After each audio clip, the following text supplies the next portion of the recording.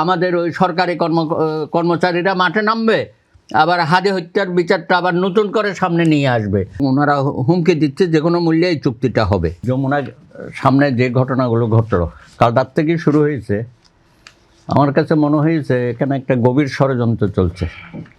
এই সরকার নিজেই বলছে যে 18 তারিখের পরে তারা থাকছে না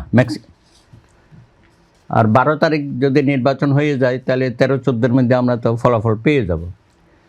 এখন এই সময়ে সারা বছর তো করেছেই, নানানভাবে বিভিন্ন কর্নার থেকে উস্কানিমূলক আন্দোলনগুলো হয়েছে, সচিবালয়ের মধ্যে ঢুকে গেছে, যমুনাতে বারবার গিয়ে ভিতরে ঢোকার চেষ্টা করা হয়েছে।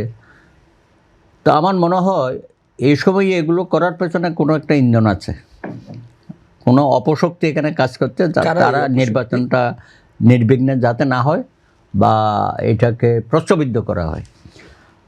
তো আমার মনে হয় সরকার হয়তো একটা সিদ্ধান্ত নিতে হবে। তারা বলে না কেন? আমি তো ডে 1 থেকে বলছি যে ভাই আপনারা বলেন যে আমরা কোনো নির্বাচিত সরকার না, আমরা দেশের রুটিন মাফিক কিছু কাজ আমরা করে যাব, কিন্তু তারা সেখানে থাকতে পারে না। তারা অনেক বড় জায়গায় চলে গেছে, অ্যাজ ইফ এই 1.5 বছর তারা একটা সরকার, যে সরকার অনির্বাচিত, কিন্তু তারা এমন সব কাজে হাত দিয়েছে জনগণের মধ্যে একটা আগ্রহ সৃষ্টি হয়েছে যে তারা বোধহয় অনেক কিছুই করে যেতে পারবে।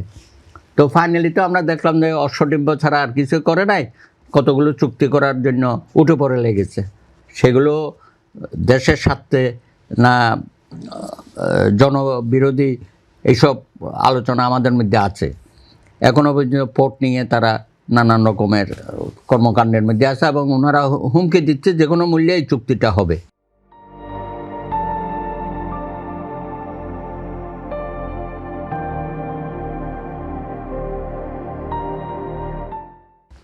তা এখন তার মধ্যে আবার এই আন্দোলনটা, কখনো আমি তাদের বলতে শুনি নাই যে বাবা আমাদের আর কিছু দেওয়ার নেই, তোমরা আমাদের কাছে আর কোনো দাবি দেওয়া করো না, আমরা একদম হাদি হত্যার বিচার চাইছে।